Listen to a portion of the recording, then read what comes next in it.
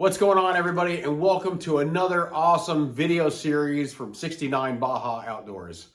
I know we've been on this subject of ball joints lately, or ball joint beams rather, and unfortunately I have to rebuild this one, but this is going to be a lot different. Let's get into it and I'll explain it.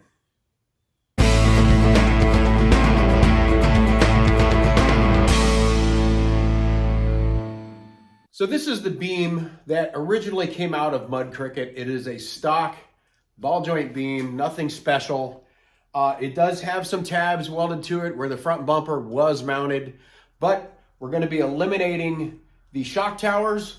We're going to change the shock system from stem to eye to eye to eye. And we're going to do that by plating it. And we've got some 12-inch bungs that we're going to be installing. I believe the shocks that we're going to run are 25 inches long, plus or minus a little bit. I haven't ordered them yet, so I'm not exactly sure, but I know I've got 26 inches worth of room to play with. I don't necessarily need that much travel.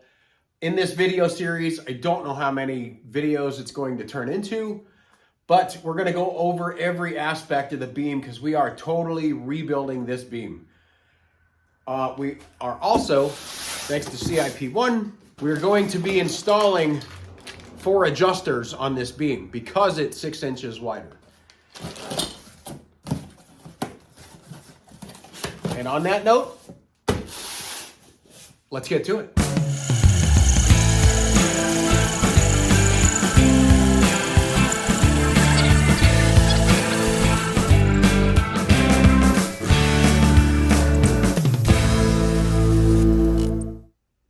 Now these are the bumper mounts I was referring to. The shock towers themselves are not in bad shape, but we are going to be removing the entire thing. This will have to be moved over 4 inches, your pitman arm stop. I'm sorry, 3 inches, it's going to come over, as well as these. And that cannot happen until we have this plate welded in. This plate is going to take the place of the shock tower. It is 1/2 inch. I know it's overkill. It's probably a lot more than it needs. I think 3/8 would have been sufficient, but I had some 1/2 inch plate left over from a job that I did, I don't know, probably 2 years ago. So that is going to take the place of this. Off the top of this, we are going to be welding on a angled back. We're going to angle it back a little bit more. And that's where the bungs are going to go. Now, the first thing we're going to do before we do any cutting is we're going to take a stab depth measurement. Make sure your calipers are zeroed. And we are going to measure from the shock tower to the edge of that. And that number is 7310. I'm going to call it 0.75, which is 3/4 of an inch. And that's where our edge of our plate is going to be in the same spot as this.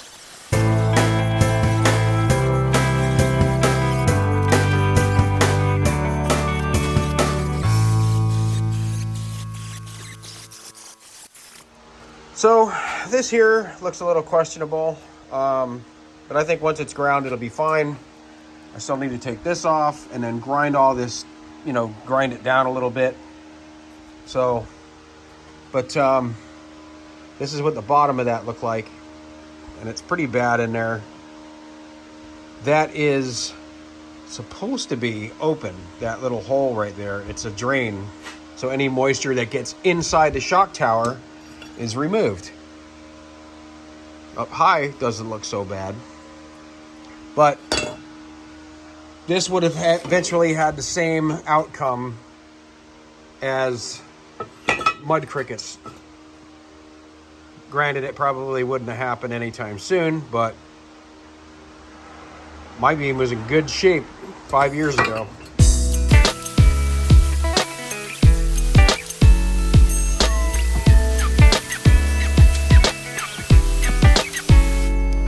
You can see there isn't much left, but I will polish it off just like I did this one.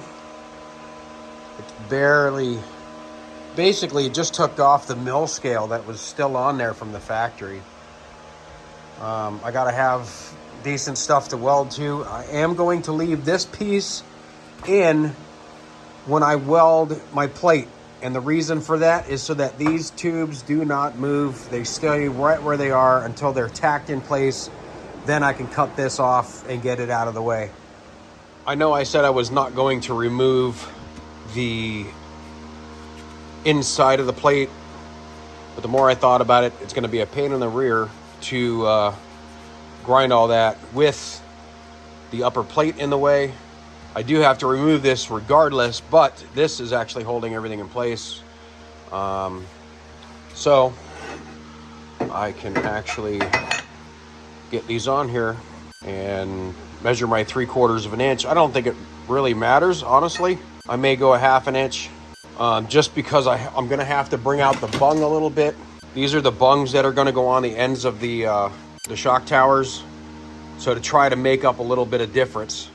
And one other thing I wanted to point out is that these were cut with a hole saw, believe it or not. And they're pretty damn close. They're not exactly perfect, but for what we're doing, it's perfect. So when you do that, there's usually a pretty bad burr around the edges. I think this one's already been done. But take a rat tail file and just go around the edges to get any burrs off of there so that you know everything's sitting straight.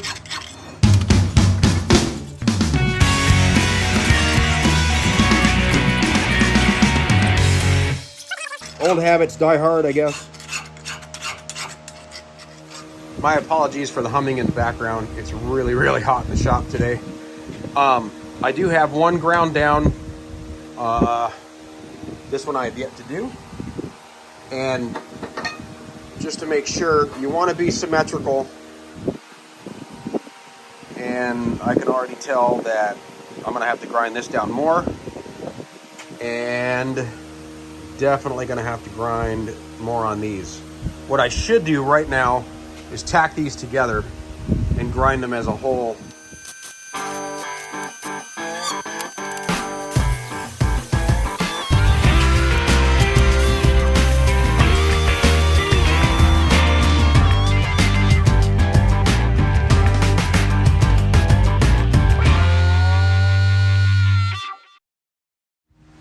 Now I did cut some pieces of 035 wire to set in there to center the holes on the beam. And now we're going to tack it in place.